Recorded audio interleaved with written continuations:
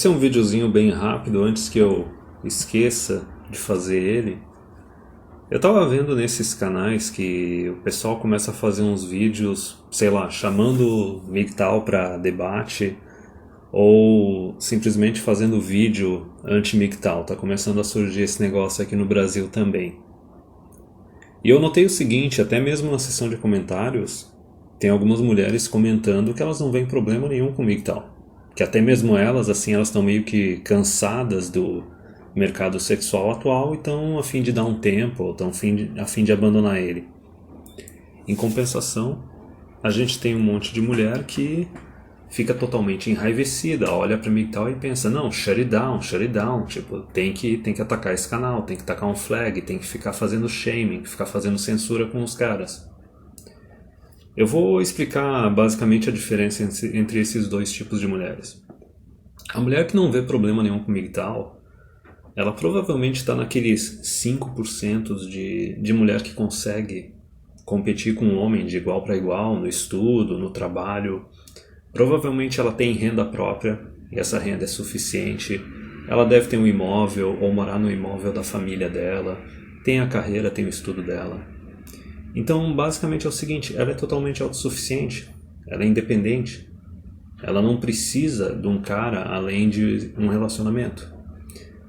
Então, da mesma forma que, assim, o homem ele quer entrar num relacionamento, curtir, e se tiver ruim o relacionamento, ele quer ter a liberdade de sair desse relacionamento sem nenhum problema, sem ser saqueado, essas mulheres querem a mesma coisa, entendeu? É um relacionamento voluntário. Só que nem eu disse, é minoria da população. Pode ser aqueles 5% que conseguem competir de igual para igual com um homem. Pode ser uma mulher que tem algum nível de autismo, algum Asperger's, alguma coisa que faz com que ela tenha um cérebro mais masculino. Ou pode ser aquelas mulheres que ainda foram criadas pelo pai, sabe? Não foram criadas pela mãe. É minoria da minoria, exceção da exceção, mas o ponto básico é que ela é independente, ela é autossuficiente. Tem carreira, tem o dinheiro dela, é ok. Só que em qualquer situação, sempre a quantidade de homens autossuficientes vai ser maior que a quantidade de mulheres. Porque o homem ele tem que ser autossuficiente. Dificilmente a família dele vai ficar sustentando ou bancando ele, e muito menos a namorada ou a esposa vai ficar sustentando ele. Vai sustentar durante alguns meses e depois dar um pé na bunda, já era. Ao contrário, para a mulher é muito mais fácil a mulher ficar sendo bancada pela família ou ficar sendo bancada pelo namorado ou pelo marido. Até mesmo naquele vídeo que eu fiz sobre empoderamento feminino e taxa de natalidade, eu acho que foi, eu peguei uma estatística lá do IBGE que dizia que 30% das mulheres, elas têm até ensino superior e não trabalham. Entre os homens era 10%. Então, muito provavelmente, para começar, a quantidade de mulheres que não estão trabalhando, que são adultas, é 3 vezes maior que a quantidade de homens. Só que no caso dos homens, obviamente, eles estão no máximo só sendo sustentados pelo pai, pela mãe, ou estão morando na casa do pai e da mãe porque estão desempregados, enfim. Só que no caso da mulher, ainda tem, além da opção de ficar sendo bancada pelo pai ou pela mãe, tem a opção de ficar sendo bancada por um namorado, por uma esposa, quer dizer, por um namorado ou por um marido, por uma esposa.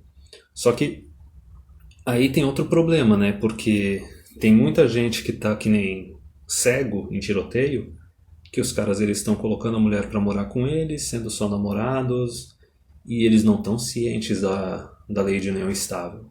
Não estão cientes da lei Maria da Penha. E as mulheres também não estão. Então tem muito cara que tá que nem cego no tiroteio e tá conseguindo se escapar. Não se sabe até quando que isso vai continuar, entendeu? Quanto mais e mais mulheres souberem a respeito dessas leis, desses direitos, entre aspas, né, que são privilégios na verdade, mais e mais esses homens estão ferrados. Mas enfim, encerrei agora sobre as mulheres que não veem problema com MGTOW e tal, porque são autossuficientes, e a diferença entre o homem autossuficiente e a mulher autossuficiente. Agora, o que é o caso das mulheres assim que quando veem MGTOW, escutam alguma coisa Red Pill, elas ficam enraivecidas? É muito simples, cara. O fato delas ficarem enraivecidas prova que elas veem os homens como um plano B. Elas veem os homens como um plano B, elas veem os homens como um caixa eletrônico. Por quê? Elas podem até pagar de mulher moderna, feminista, declarada ou não declarada, e ter estudo, ter carreira, ter o trabalho dela, o salário dela e tudo bem. Só que elas querem ter a garantia que, se os estudos dela não derem certo, se o trabalho dela, a carreira dela não der certo, elas querem ter o plano B.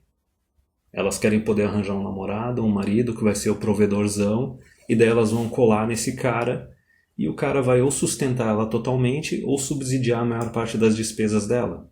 Então ela quer ter um beta provedor, um homem que basicamente vai ser um plano B para ela, um caixa eletrônico para ela. É isso. Basicamente, o homem ele não pode ser livre, ele não pode fugir da senzala, fugir da plantação. Se ele chegar e falar assim, não, eu quero ser independente e eu estou comprometido em não colar em mulher com um casamento união estável, não ficar subsidiando mulher e não ficar sustentando mulher. É isso, elas consideram isso uma afronta. E lembrem-se da situação que a gente está vivendo no Zeitgeist de 2018. Qualquer coisa que tu tente tirar das mulheres, até mesmo a tua provisão, que era para ser algo totalmente voluntário, isso é considerado misoginia? É, meu Deus do céu, quem foi que te machucou? Por que você odeia as mulheres? Certo? Então elas querem ter esse plano B. Ou pior, tem um outro fenômeno que é o seguinte, que é o que começou a acontecer desde a década de 60 e 70, que é o que reforçou pra caramba a lei 80-20. De 80% das mulheres perseguindo só os 20 homens do topo. Porque quando eu fiz, novamente, aquele vídeo lá do empoderamento feminino e taxa de natalidade. Quando eu fiz aquele vídeo, eu vi também que no Brasil, desde a década de 80, as mulheres elas são maioria no ensino superior. Eu acho que ele pega só universidades federais e estaduais. Provavelmente eles não têm estatísticas de universidades privadas, porque daí ia dar bem mais número, né? Mas enfim, aí tu vai pegar mais mulheres ainda, porque a universidade estadual ou federal é gratuito. Aí mesmo que vai ter mais mulher, ainda mais com a quantidade de cursos de ciências sociais e humanas. Mas enfim, quer dizer que desde a década de 80 as mulheres são maioria no ensino superior. Vamos tirar um band-aid agora. Qualquer mulher que tem ensino superior, não importa se ela tira só 1.500 por mês. Se ela conhecer um homem que tira uns 2.000 ou 3.000 por mês, e ela for colarinho branco, tem ensino superior, o cara é colarinho azul, não tem ensino superior. Trabalha numa fábrica, trabalha de entregador, alguma outra coisa, assim, mecânico, sei lá, pode ser qualquer coisa. Mas ele não tem ensino superior. É muito provável da mulher se recusar a se relacionar sério com esse homem, se relacionar com ele de longo prazo, pelo fato dele estar abaixo dela, em status social, porque ele não tem ensino superior, ela tem ensino superior, então agora todo homem tem que estar acima dela. Se ela é bacharel, o cara tem que ser mestrando. Se ela é mestranda, o cara tem que ser doutorando, entendeu? Então, não importa, o que deveria valer mais é a parte da remuneração, mas não, ela vai começar a cortar o cara. Então imagina, isso está acontecendo desde as décadas de 60, 70, 80 também com o agravante da maioria das mulheres, as mulheres sendo maioria nas instituições de ensino superior. Mas enfim, então o que essas mulheres fazem? Elas usam a carreira e o trabalho delas como uma gangorra, como uma alavanca para não, agora que eu subi, agora que eu fui empoderada, agora o homem tem que estar mais acima ainda. Se resumindo, simplesmente a exigência da mulher aumentou mais ainda. E isso é mais agravante que aquele primeiro caso, da mulher que simplesmente quer ter um porto seguro, né? Quer ter o homem como um plano B. Na verdade, o que acontece aí é o seguinte, ela aumenta mais ainda a exigência do que um homem tem que ter para poder casar, para poder constituir família, poder ter filhos, poder ter um relacionamento sério e de longo prazo com uma mulher. Porque o grau de exigência dela aumenta absurdamente, porque se agora ela tem ensino superior, se agora ela tem uma carreira, tem que ser um cara que tenha mesmo nível superior ou um nível acima e tem que ter uma carreira de melhor que a dela, de mais status, de mais remuneração. E não importa se tu começar a jogar estatística para elas, dizendo que, olha, vocês já são maioria na universidade, vocês já são maioria no funcionalismo público, se tu ficar mirando só nesses caras do topo, vai ser muito difícil de tu encontrar um cara que vá se comprometer contigo. Em primeiro lugar, porque o cara pode estar querendo só curtir, só tendo relacionamento casual, ou também porque pelo fato estatístico de que a quantidade de homens que estão nesse nível que elas desejam não existem em número suficiente para satisfazer todas elas. Só que não importa, tu pode passar dias, semanas, meses, anos jogando estatística na cara dessas mulheres, não vai fazer a mínima diferença. Porque elas não querem lidar com a realidade, elas têm esse entitlement, esse sentimento de mimada, de achar que não, eu quero ter tal coisa e simplesmente eu tenho que ter. A sociedade tem que prover isso para mim. Se ela não prover isso para mim, simplesmente a sociedade está errada, entendeu? Aí eu vou berrar, e é o caso de MGTOW, porque, por exemplo, MGTOW não só fala que, no primeiro caso, que as mulheres que querem usar o homem como um plano B, como um provedorzão caso o estudo e a carreira dela dê errado, MGTOW fala que, não é para tu ter união estável, não é para tu casar, porque senão o governo vai querer te obrigar a ficar sustentando essa mulher indefinidamente. E a outra coisa que o MGTOW fala é que é o seguinte, a mulher ela pode estudar, pode trabalhar, então o homem não tem mais que ficar sustentando a mulher, ou até mesmo subsidiando a maior parte das contas da casa, morando com elas. Só que como o MGTOW já disse para não morar com elas, então essa parte já é cortada. Então o homem pode morar na casa dele, a mulher pode morar na casa dela, só que o homem não vai ficar pagando conta da mulher. Não vai ficar pagando dívida da mulher, não vai ficar viajando com ela e pagando tudo. Ou saindo para jantar e pagando tudo, nada disso. Agora é igual para igual. Quiseram igualdade, quiseram poder estudar, poder trabalhar, então agora vai ser igual. Então as mulheres que querem o homem como plano B, como um porto seguro, já ficam possessas com isso. E a outra coisa que MGTOW diz é o seguinte, que tu vai fazer as coisas porque tu quer fazer. Tu vai fazer uma academia porque tu quer ficar bem, tu quer ficar saudável, não é para ficar atraindo mulher. Tu vai fazer dinheiro porque tu quer chegar num nível que tu se sinta bem, que tu fique confortável e satisfeito. Não é para atrair mulher.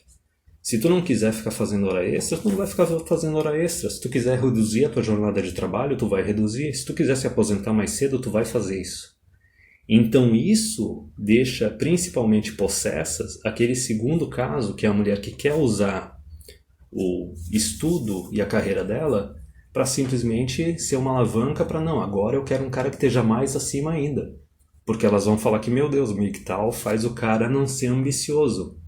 Só que da mesma forma, não ser ambicioso o suficiente porque elas desejam, né? Todas querem um Christian Grey lá do 50 Tons de Cinza.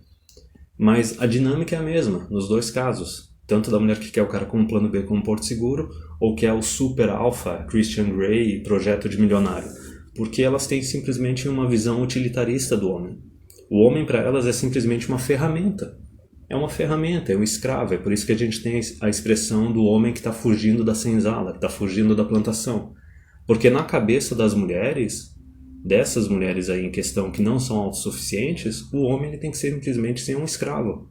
Ele tem que ser uma ferramenta para elas. Se o homem não está vivendo em função do casamento, da paternidade, de ficar provendo para uma mulher, está errado.